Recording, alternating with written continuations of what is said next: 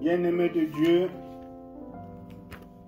nous voici réunis autour de la parole ce 5 novembre 2024. Le texte du jour est tiré de Luc au chapitre 14, les versets 12 à 14. Nous avons élargi le texte d'étude pour que le message du jour soit plus audible.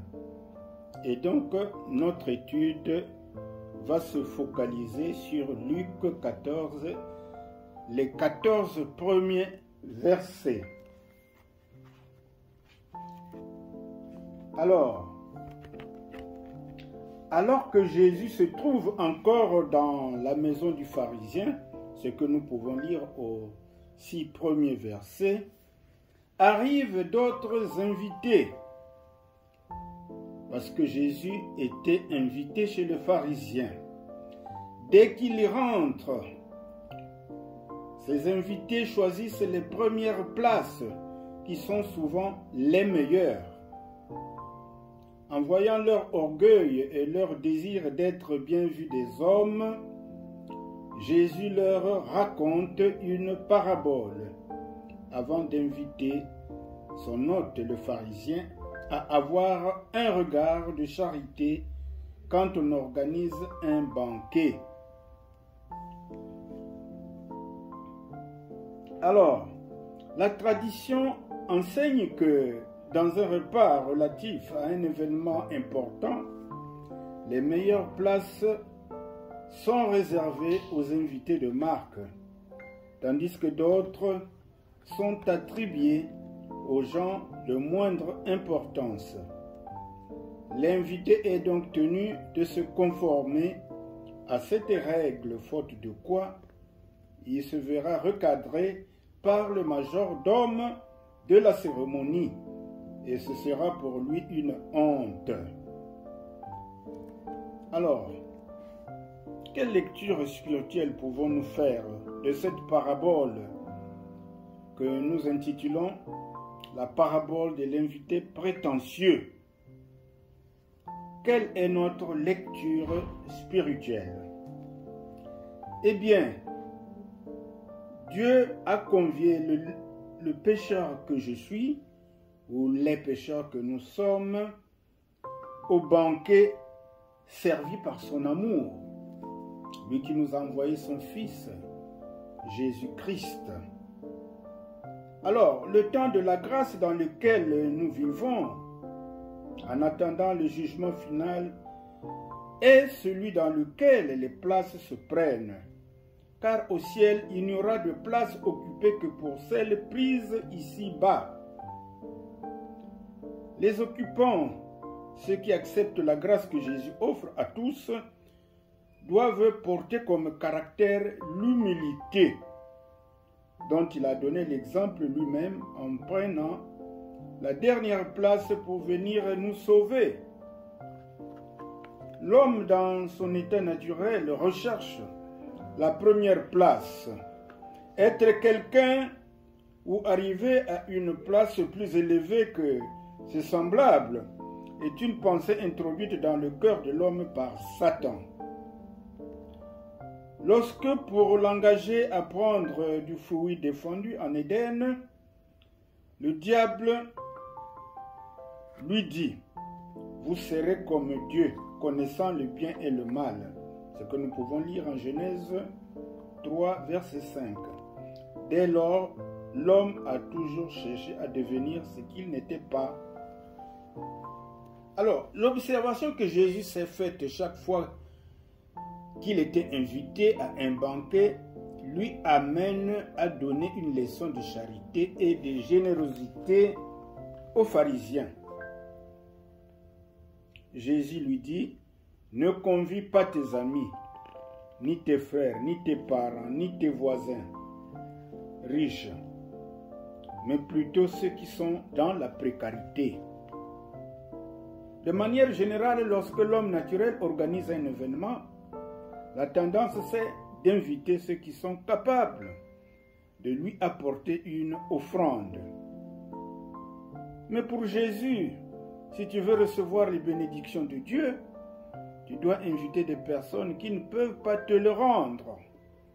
En agissant ainsi, Dieu lui-même te rétribuera à la résurrection des morts. C'est là une leçon de générosité que Jésus nous enseigne.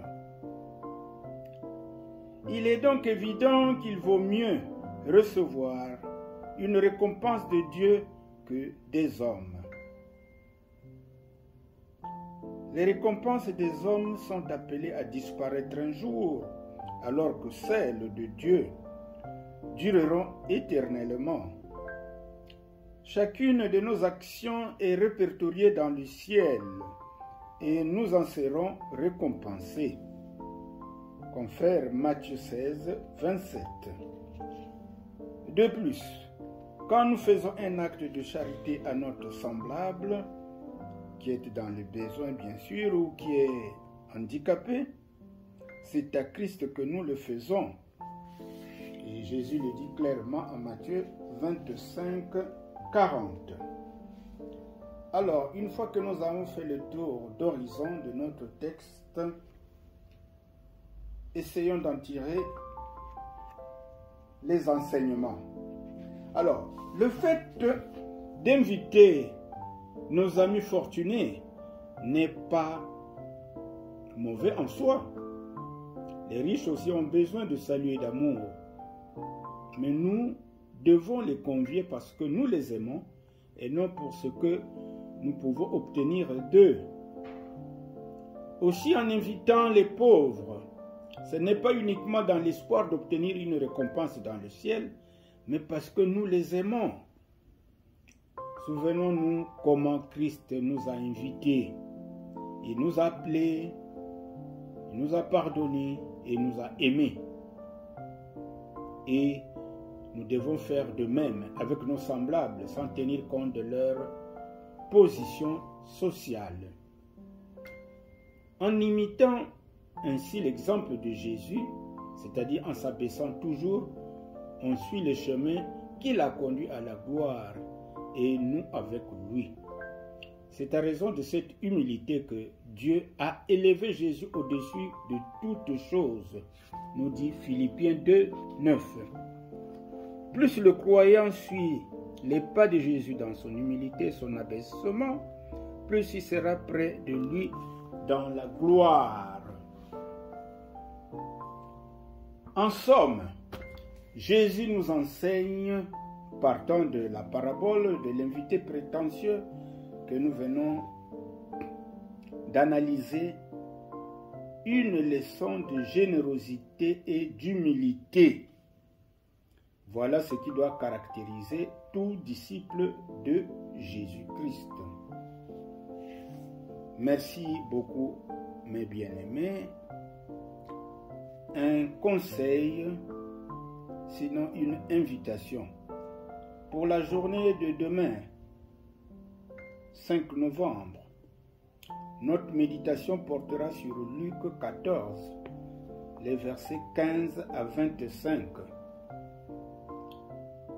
Veuillez lire le texte avant d'écouter les conclusions de nos recherches et cela va beaucoup vous aider dans l'implication que nous attendons de vous, parce qu'il faut que vous soyez des disciples de Jésus. Les disciples de Jésus, c'est celui qui suit les pas de Jésus, mais c'est celui aussi qui a une formation de base, une formation qui nous permette d'être toujours plus apte à défendre sa foi. Que Dieu vous bénisse.